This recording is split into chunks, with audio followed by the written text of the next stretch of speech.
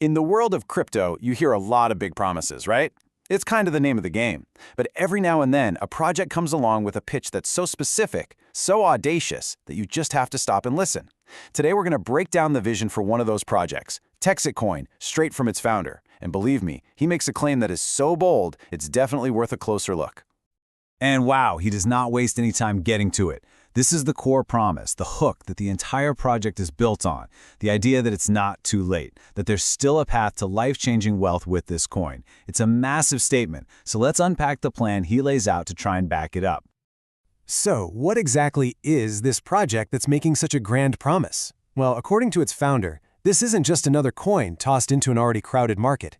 He actually positions it as a return to the original spirit of crypto, even calling it a Bitcoin time machine.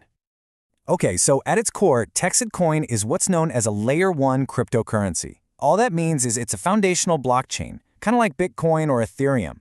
But what's the big differentiator? Well, the founder says it's all in the name. It's mined exclusively in Texas, using only Texas land, energy, and workers. Now, this is where the story gets really interesting. The founder frames his project's whole purpose by talking about Bitcoin. He argues that Bitcoin has kind of lost its way. That it's become a tool for big banks and hedge funds instead of being a peer-to-peer currency for everyday people. TexitCoin, in his story, is designed to be the Made in America version that gets back to that original mission. So how does a new coin build value? The founder is really adamant that this is not some typical pump-and-dump scheme. Instead, he lays out this very deliberate, structured strategy that he calls the path to $16, which was the project's first big foundational goal. And this slide really breaks down how that plan is supposed to work. It's presented as a simple four-step cycle. First, the community grows as new people join. Then, a piece of their contribution goes into what's called the liquidity pool.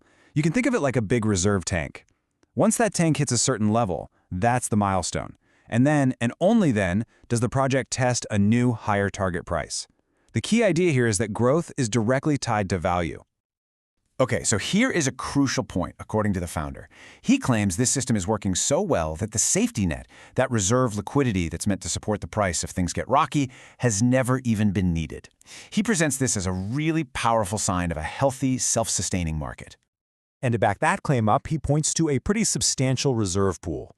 The first piece he highlights is $1 million held in USDC. That's a stablecoin, so it's pegged directly to the US dollar, and it's meant to provide a really stable foundation.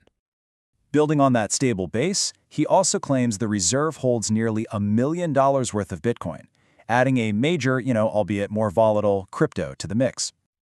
And to diversify the digital assets even more, the founder also points to a big holding in Ethereum, valued at just under another $1 million. And then, to ground all these digital holdings in the physical world, he claims the reserve is also backed over $2 million in actual physical gold. So you put it all together, and you have this multi-million-dollar liquidity pool that he says has never once needed to be used. So how did a project with these kinds of reserves even get started? Well, the founder frames the journey as one of really rapid, but steady, progress.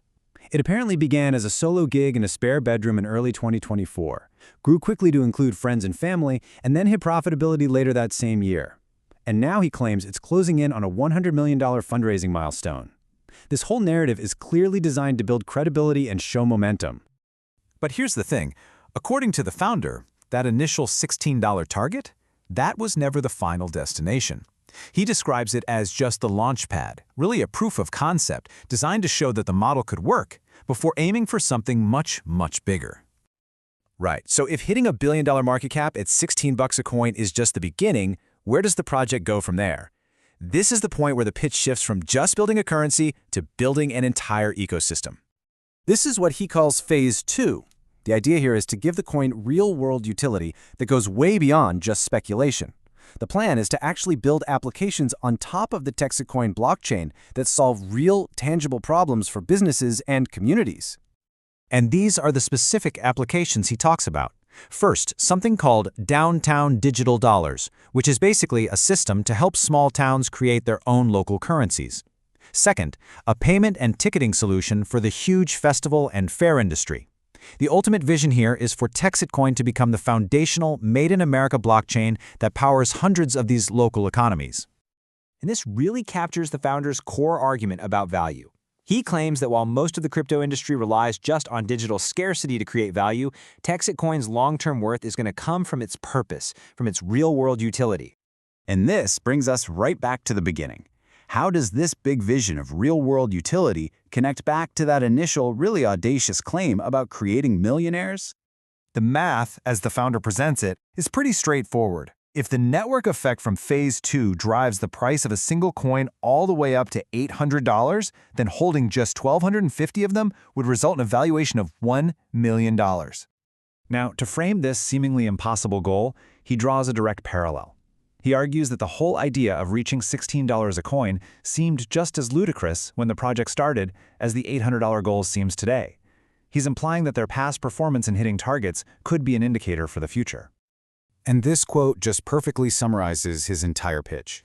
He's presenting this vision not as some speculative fantasy, but as the logical, arithmetic outcome of a multi-phase plan based on network growth and real-world adoption.